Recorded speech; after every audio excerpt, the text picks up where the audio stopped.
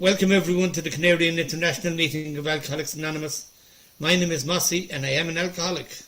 And my name is Mick, and we're both serving as your secretary today. Please join us for a few moments silence to remember the still suffering alcoholic, both inside and outside this meeting. And Lauren has agreed to read the preamble for us.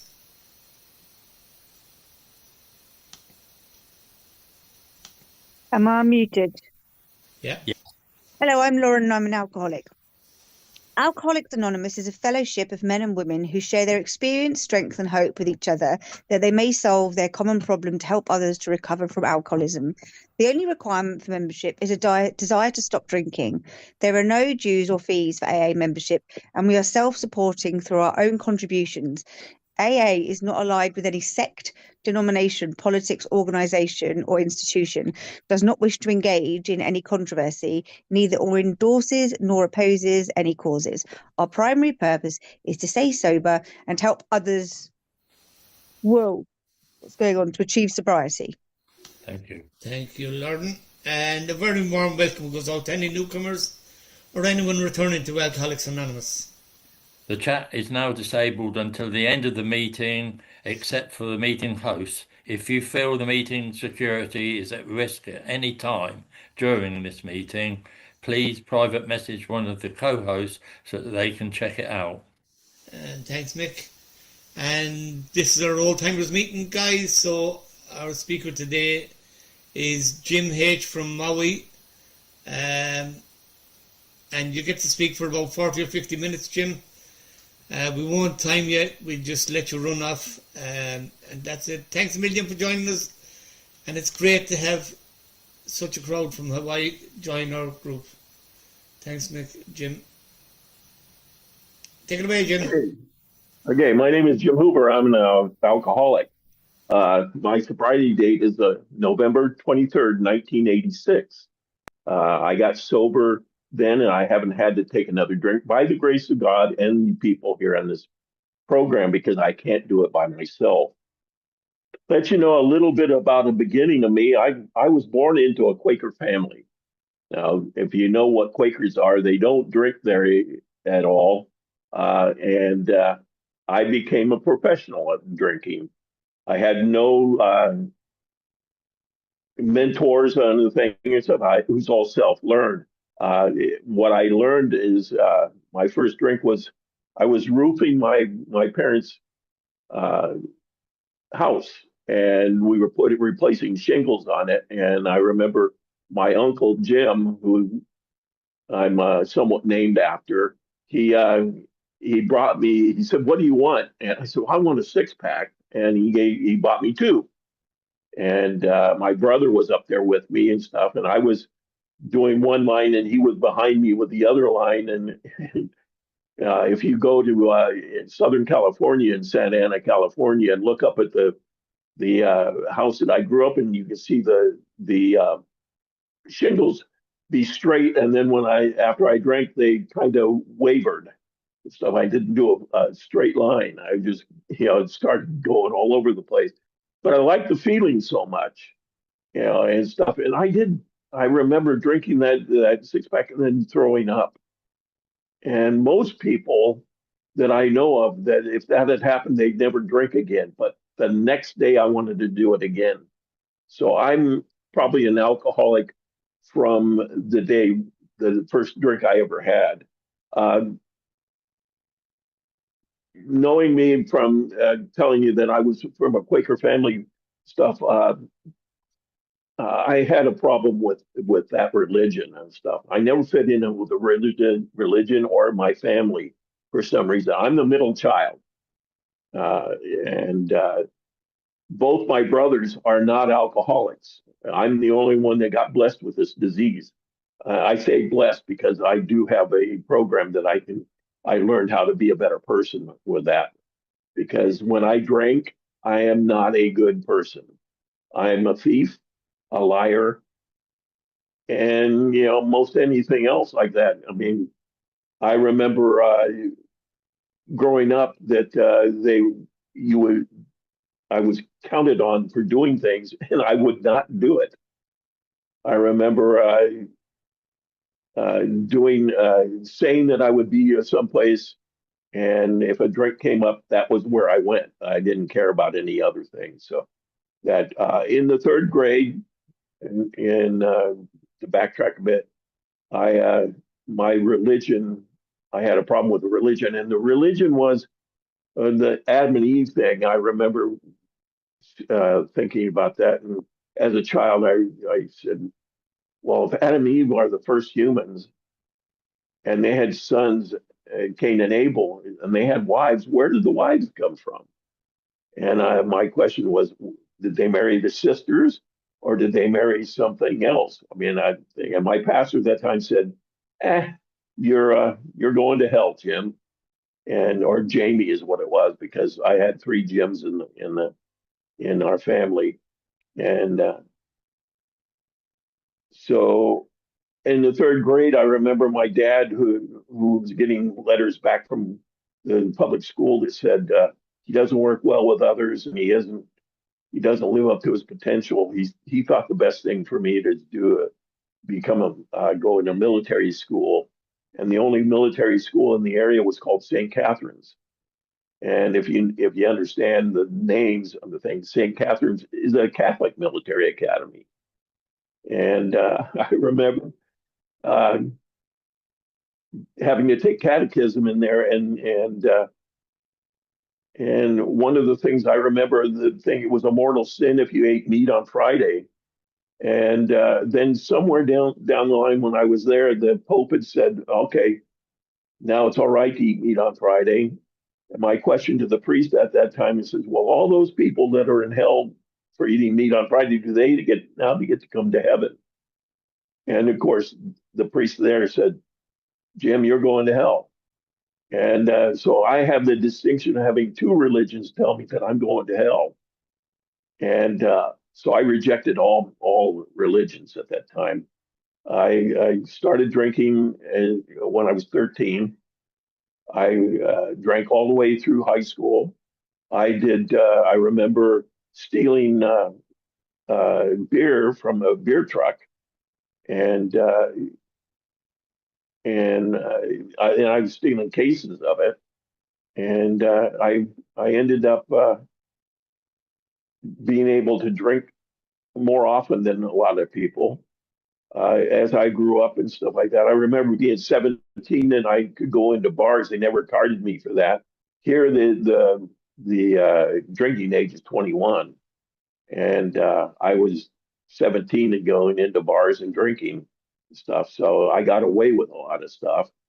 Uh, when I graduated high school, there was a conflict going on at the time. It was called Vietnam, and so I went to college, and to avoid the draft is what it was.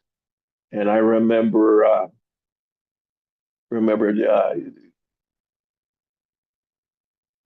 taking a class that wasn't on the syllabus or on the catalog, and it was called Party 101.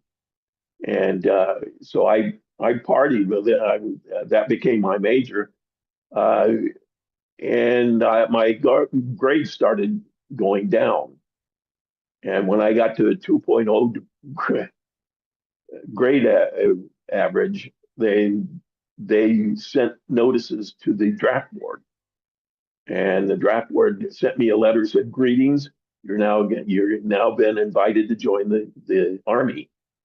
And I kind of panicked and stuff, so I quickly married my first wife right out of high school, because I had heard that they don't send married men there, and I was misinformed. Of course, they do. I got her pregnant, and because I heard they didn't send fathers there, I was misinformed again. Uh, so I'm married, and I have a daughter now, and I'm in a war zone and stuff. And I remember trying to get out of that too. Things I ended up being in one of the units that was the highest attrition rate. It was called the LRPs, Long Range Reconnaissance Patrols. the thing, and we went out in number of 6 people into enemy territory, and I got to be very good at that. And my wife, my first wife, as I said, decided she wanted to divorce me, and I didn't want to have that happen. So I went around to my commanding officer trying to get home, and I didn't do it, and they denied it. And then my CEO confronted me and said, "What are you trying to stop the war? Will you want me to stop the war for you?" And I said, "Yes. I want to go home and talk to my wife out of getting a divorce." Um, she or he didn't do that. He was a West Pointer, so he got everything he wanted, and they did what they called an inter-theater transfer to me, and I got kicked out of Vietnam, and I went to. They flew me into Thailand and into Iran, and at that time there was a Shah, and we were okay with it. They refueled, and there I flew to Crete and then to Germany. And I remember going into Germany, and all this thing. It was, even in the Mac flights and stuff, they did have alcohol in the thing because I don't know why they did that, but I got pretty drunk on the ride there, and I remember going in and then coming back out, going to Southern California, and going to where my in-laws were, and I heard my daughter crying in the house. Now I'm 72 hours out of combat and drunk on my ass. I broke into my in-laws' house, and what happened then is the police came in afterwards. They ran into an obstacle. Well, the first one did. It ran into an obstacle, my fist, and I knocked him out. He was out the door. The 4 officers that came later tended to be a little upset about that, and they had proceeded to beat the crap out of me.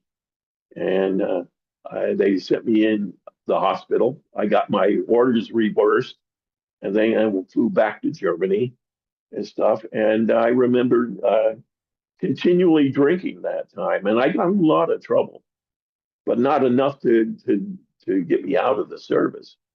So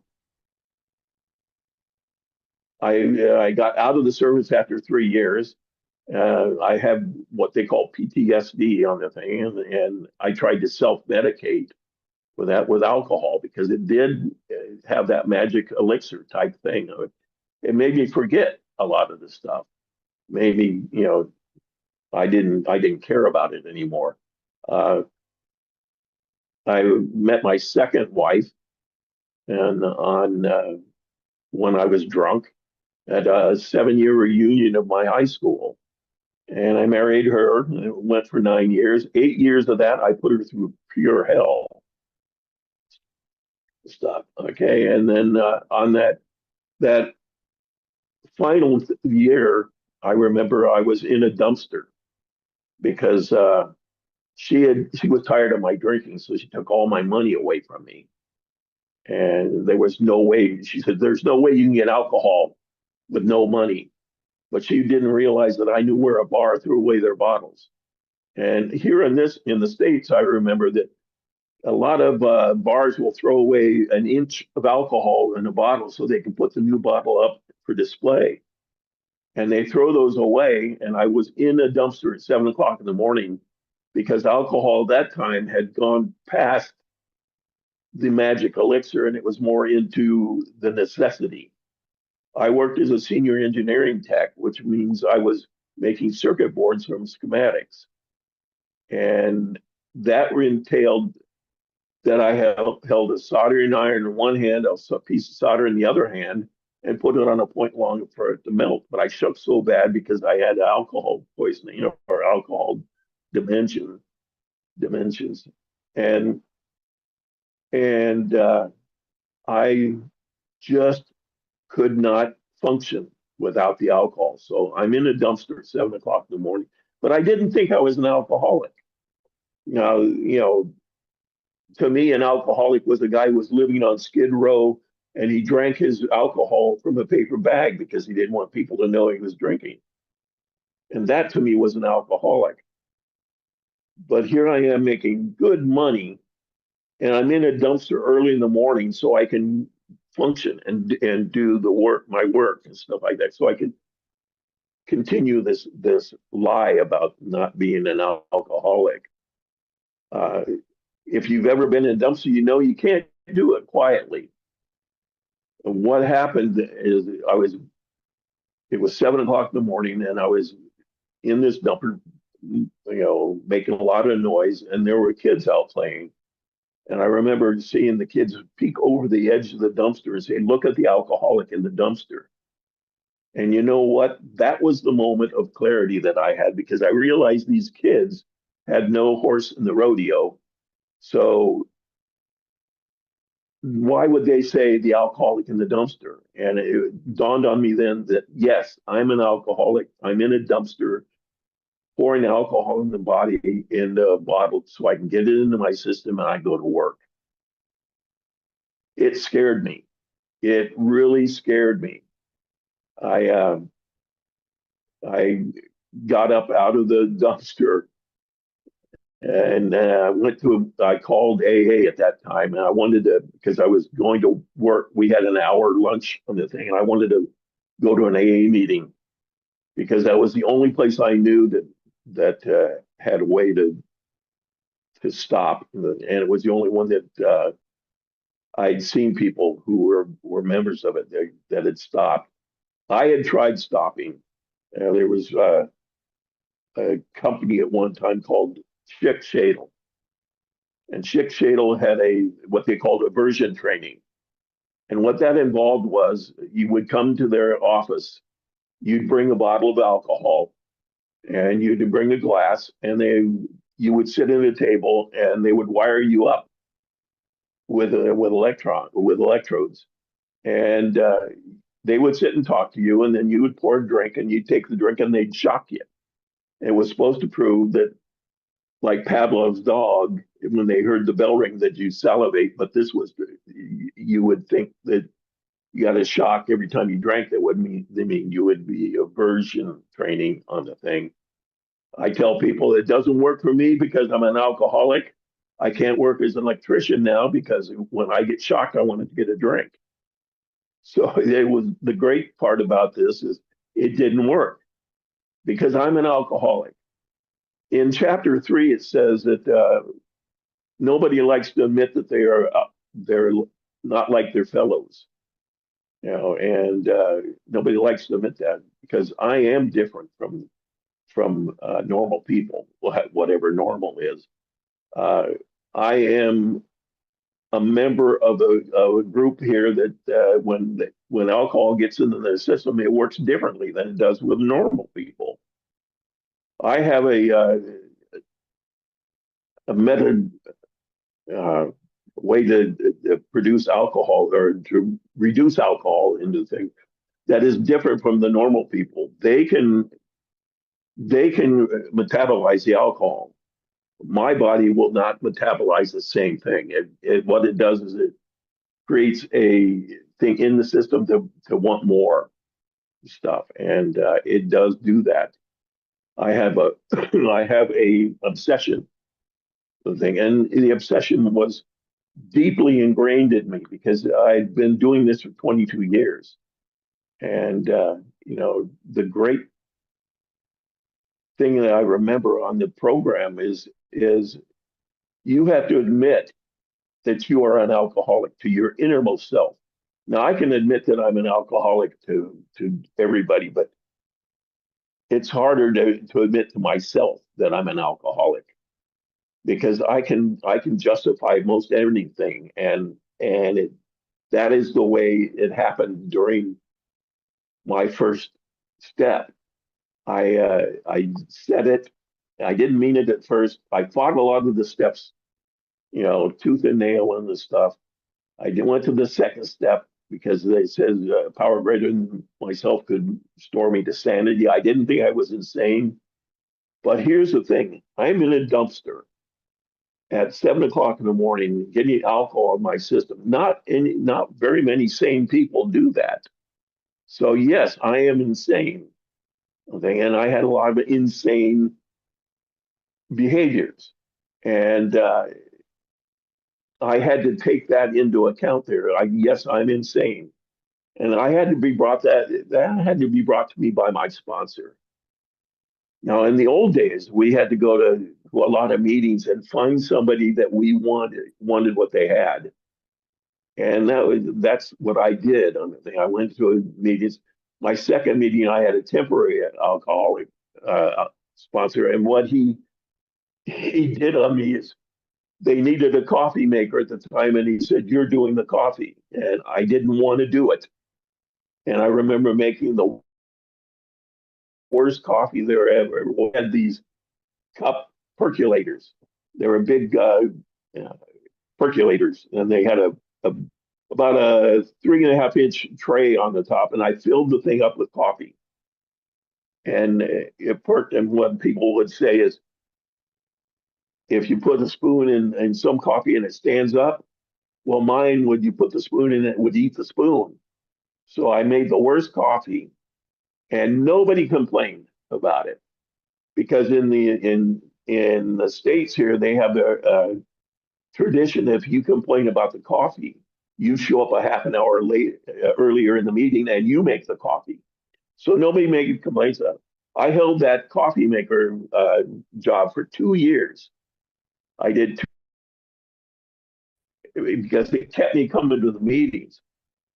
That's what the service does in this program is it keeps you coming to the meetings, even when you don't want to come to the meetings.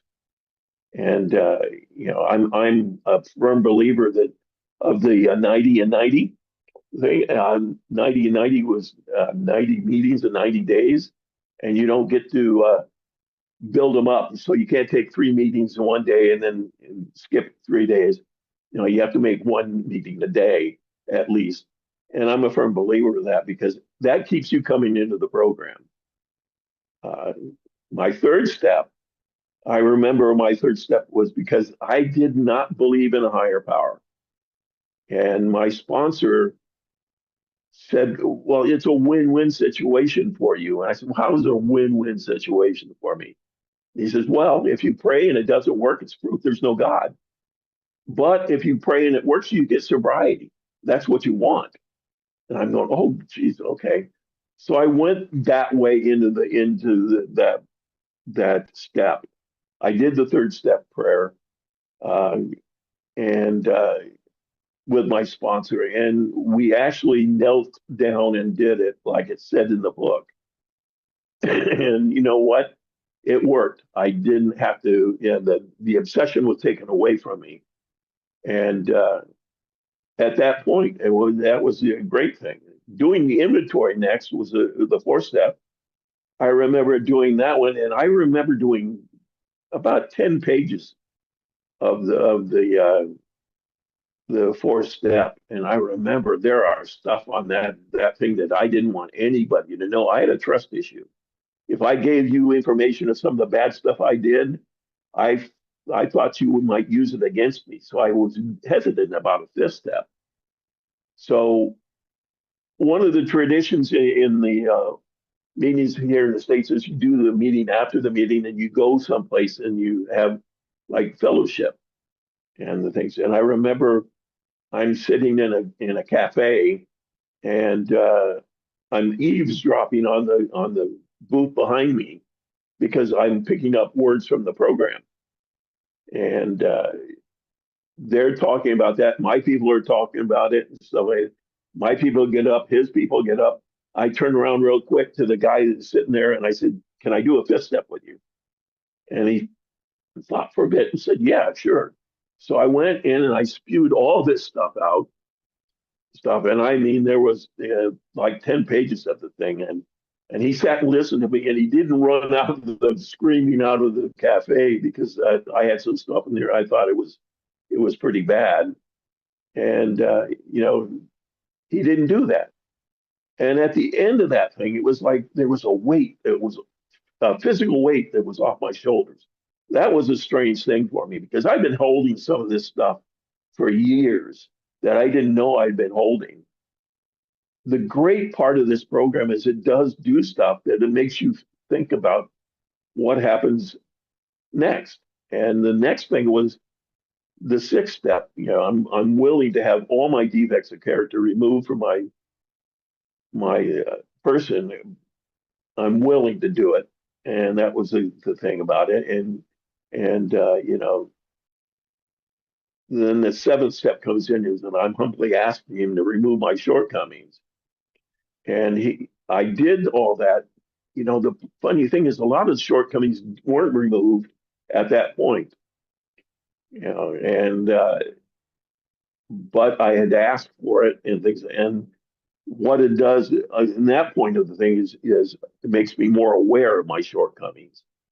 My shortcomings have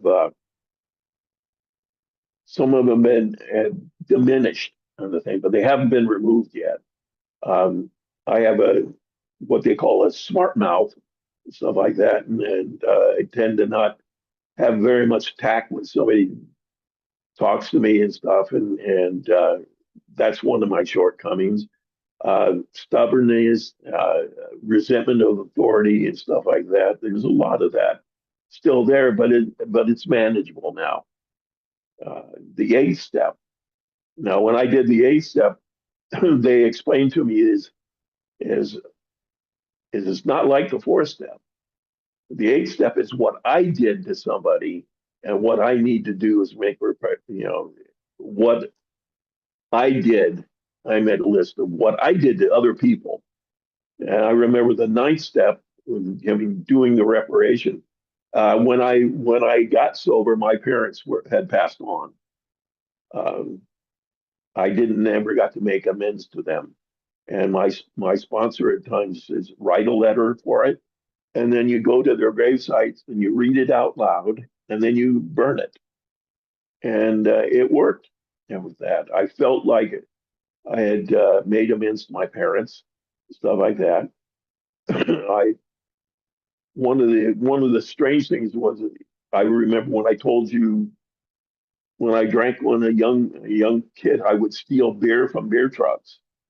And I remember my sponsor said, "Well, here's what you got to do. You got to figure out what a case of beer costs, and then you pay that back to that brewery."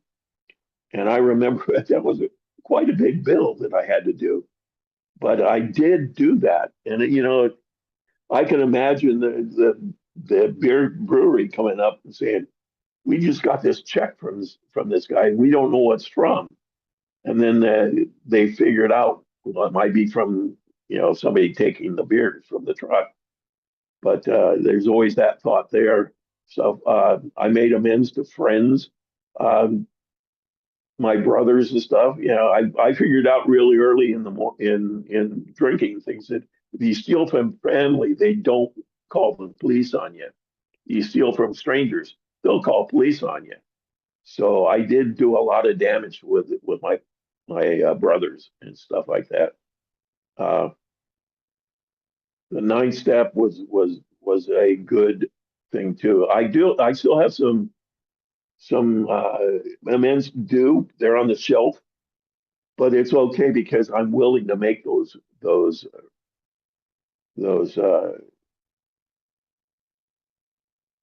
whatever thing, and I'm willing to make amends when it does show up. It's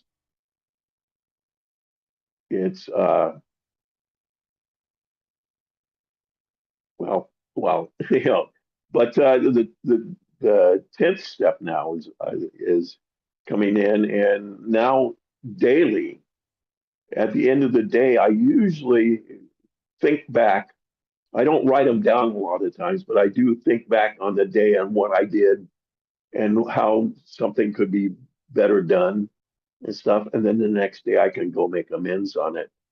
And the 11th step on the thing, it's great because now I have a higher power that I did not have when I came in here.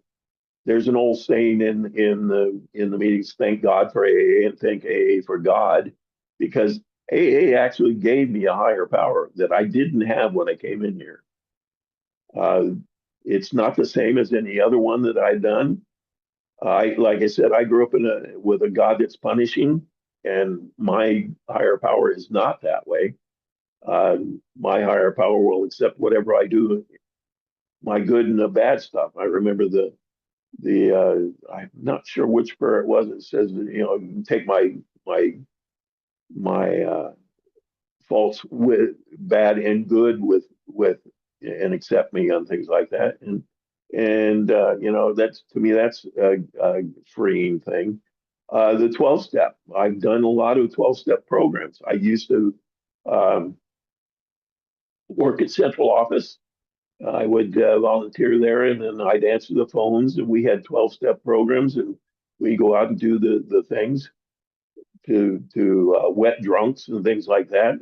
That's the hard one. And the people who want to quit are the easier ones, the ones that are somebody else calls for you and you come in and sit and talk with them is a little more difficult because they're not really wanting to stop yet. And in the book, it tells people that if you're not willing to stop, go out and try some controlled drinking. Uh, it never works for me.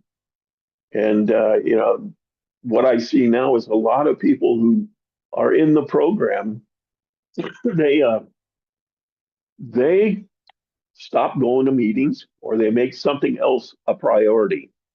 That something else could be a job, it can be a car, it can be a woman, it can be a wife, it can be a husband, it can be anything. But the program is not the priority.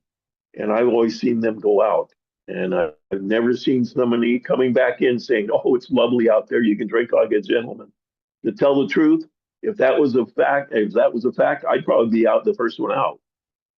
Uh, but the truth is, I remember in one of the readings, and it says, I think it's more about alcoholism. It says, science there's no way to make a normal drinker out of an alcoholic, and science may one day do it, but hasn't done so yet. I'm not so sure that even if they'd had that, then I'd go and take the cure because I like who I am now. I don't like the idea of being able to drink like a gentleman anymore. Um, like I said, I've been in the program for quite about almost 4 decades, and I have friends here that I never had. I mean, close friends. I mean, even when I come to a meeting like this and there's no way I'll ever meet you in person, I look on you as good friends. I mean, that's the thing I like about this program is the depth of friendship you get with people in the program. That they know exactly how you feel, they know exactly what you went through, and that because they probably went through it. And to tell you the truth, this is a great society. I mean, I can go if I got in a plane now and flew anywhere in the world, I could go someplace and find somebody who I could relate to and tell my woes to and things like that, and they would accept it. I mean, I know Dumpster Dave, if you know him and stuff like that. He says this. He says, "Where else can you go and gather people up and say, listen, we're going to get here and talk about me? There's no way that those people that you gather are going to sit and listen to you. They're going to get up and walk. Here, you get that. You get the friendship, and you get the feeling that they do really care for you." When I first came in, I remember I had this problem about trust and also this thing about doing something, not expecting anything in back in return, because my sponsor at the time he says, "Here's I'm giving you some homework. And the homework is you're going to do 3 RAKs, random acts of kindness, and the rules are if they find out it's you, that one doesn't count." And it is really difficult to do 3 random acts of kindness a week and not be found out about it. It's I think so. The idea is if you're found out, you have to do another one. And there were some weeks I did 8 random acts of kindness because I could not yet discovered on it. But it trained me. It trained me to do service without expecting anything in return. And to tell you the truth, I love that type of a thing. Whenever I have problems, the problems I have will not stay around if I'm working with somebody else. The great there there is that triangle on the sign of this service, recovery, and unity is on those things, and that triangle, it has to be balanced. So you have to do all 3 of them to be able to do the recovery and become and working the program and stuff like that. And to tell you the truth, I like doing that. I like doing the service. I like doing the recovery. I also like the unity of the thing.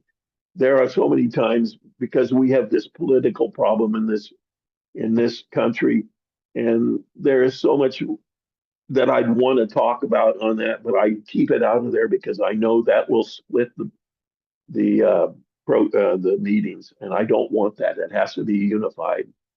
So I do hold my tongue on a lot of things. That's the other thing too, is there's a lot of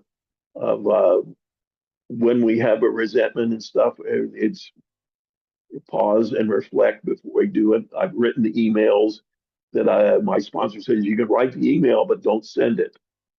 Go and sleep on it, and then go back and read it. And if, then if you find out that it's you can send it. But there's that pause on the thing, and I like that about this program. A lot of the times we have a suggestion here. There was a woman that I really admired on the island here. Her name was um, I forgot her name now, but she said put a hula hoop on the ground and stand in the middle of the hula hoop, and you worry about everything inside that hula hoop, and you don't worry about anything on the outside. And I tell you, that has kept me sane in this program because there's a lot of things that I remember. My sponsor one time he says, "Do you like all the meetings you go to?" And I said, "Yes." He says, "Well, then you're not going to enough meetings." And there is a story in the big book. It was by Dr. Paul. I don't know if you know who Dr. Paul was, but in the 3rd edition, in the 3rd edition, I think it said that his share was doctor, addict, alcoholic, and they changed it to in the 4th edition to acceptance is the answer, because on 417 there's a starts with and acceptance is the answer to all my problems. Whenever I am worried about some person, place, thing, or situation, it's because there's something wrong in me on the thing. And I remember my sponsor making me read that all the time. The other one he had me read was and on 552, there's a way to get rid of resentments. And the way to get rid of resentments is, it says, you pray that person gets everything you want for 2 weeks. You do it every day, even if you don't mean it. And at the end of that 2 weeks, what happens is it changes you. It doesn't change them. Again, that's part of the serenity prayer. Grant me the serenity to accept the things I cannot change, and the courage to change the things I can, and the wisdom to know the difference. The ones that I can change is my reactions, my doing. And I'll tell you what, that I've had that help multiple times. When I first got into the program, that I said that daily, or even multiple times daily, because it helps when you're butting your head against something that you don't understand. You say that prayer, and it helps. And I'm grateful that But I'm gonna just I'm not sure how much time I've been done.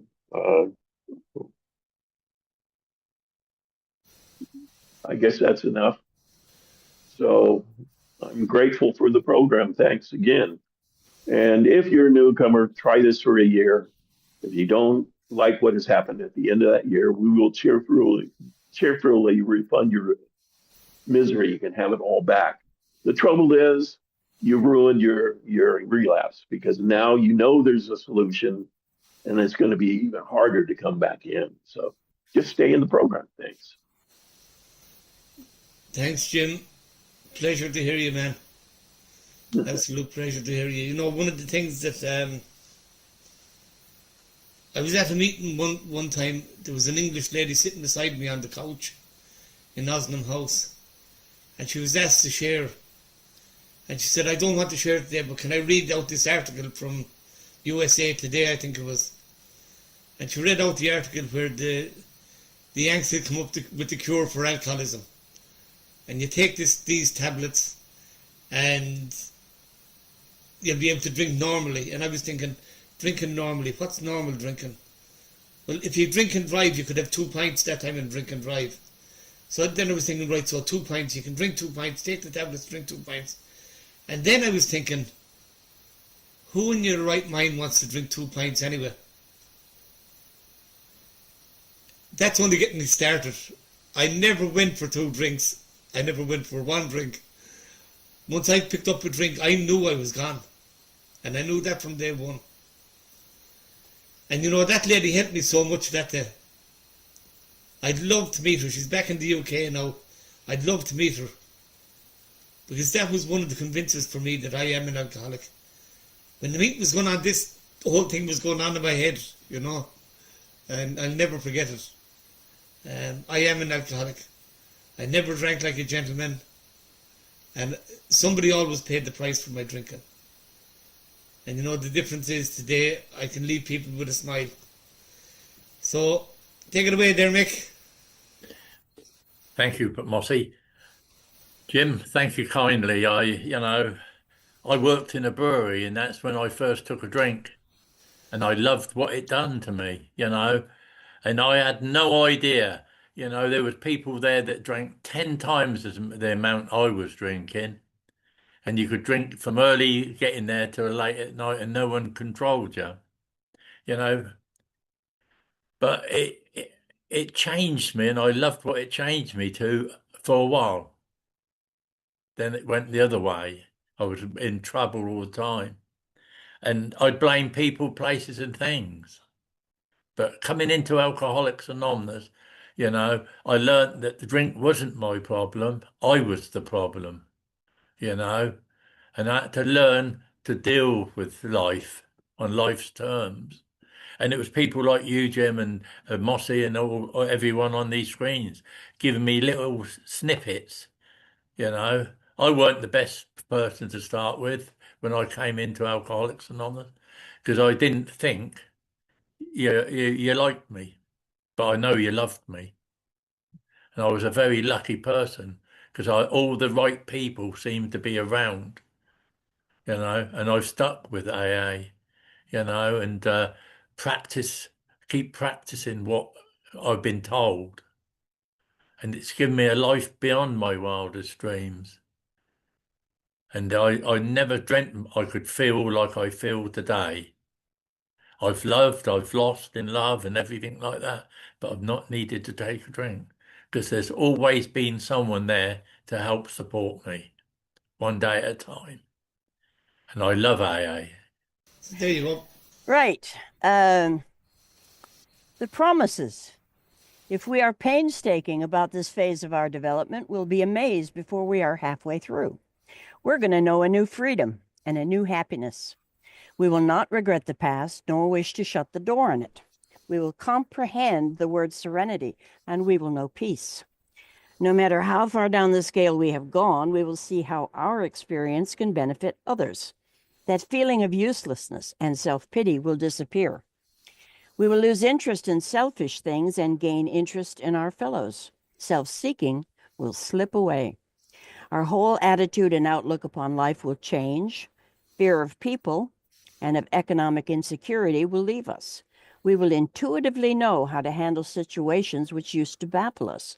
We will suddenly realize that God is doing for us what we could not do for ourselves. Are these extravagant promises? We think not. They are being fulfilled among us, sometimes quickly, sometimes slowly. They will always materialize if we work for them. Thanks. Thank Thank you. you. Okay. And thanks, okay, for reading the promises. And whoever read the preamble for us, Kathleen this timer, I'm ahead like a sieve today. Kathleen this timer, and of course, Jim, thanks for joining us today. You've done an absolute excellent job. Julie, my apologies go out to you. But I'm blaming Mick, it's all Mick's fault, okay?